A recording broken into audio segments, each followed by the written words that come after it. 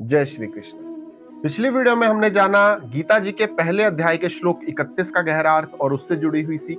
तो अब समय है आगे बढ़ने का और समझते हैं गीता जी के पहले अध्याय के श्लोक 32, 33, 34 और 35 के बारे में, जो हमें सिखाएगा कि लाइफ में अक्सर कुछ मोमेंट्स ऐसे आ जाते हैं जहां पर निर्णय लेना बहुत ही मुश्किल हो जाता है और अंत में इससे जुड़ी हुई सीख को भी समझेंगे। इसलिए इस वीडियो को एंड तक जरूर देखिएगा।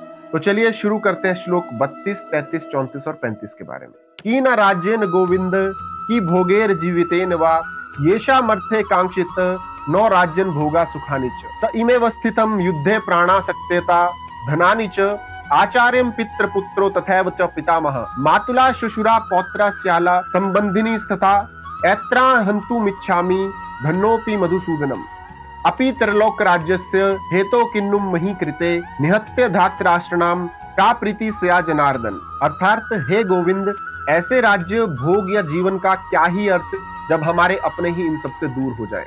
और जिन लोगों के लिए हम राज्य, सुख और भोग की इच्छा रखते हैं वे सभी तो यहाँ युद्ध भूमि में अपने प्राण और धन त्यागने के लिए बिल्कुल तैयार खड़े हैं। यहाँ मेरे गुरु, पिता, पुत्र, पितामह, मामा, पौत्र, साले और अन्य सभी सगे संबंधी युद्ध करने के लिए मेरे सामने खड़े हुए हैं। तो हे मधुसूदन, मैं इन्हें बिल्कुल भी नहीं मारना चाहता। इवन अगर ये मुझे मारने के लिए भी तैयार है तो भी मैं इन्हें नहीं मारना चाहता। अगर इन्हें मारकर मुझे तीनों लोगों का राज्य भी मिले तो भी मैं इन्हें नहीं मारना चाहता। फिर एक छोटे से राज्य की तो बात ही क्या है। और मुझे धृतराष्ट्र के इन पुत्रों को मारकर क्या ही सुख मिलेगा।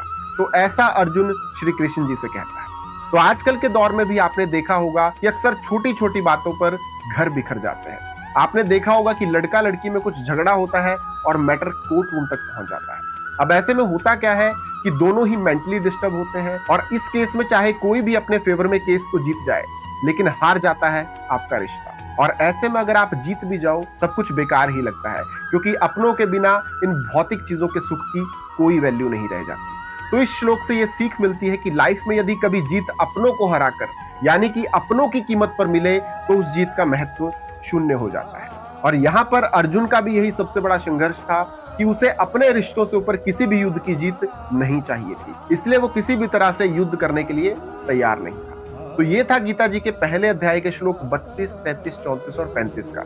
अगर इस श्लोक से आपको भी कोई सीख, कोई प्रेरणा मिली हो तो वीडियो को लाइक और शेयर जरूर करें ताकि औरों तक भी ये ज्ञान पहुंच सके।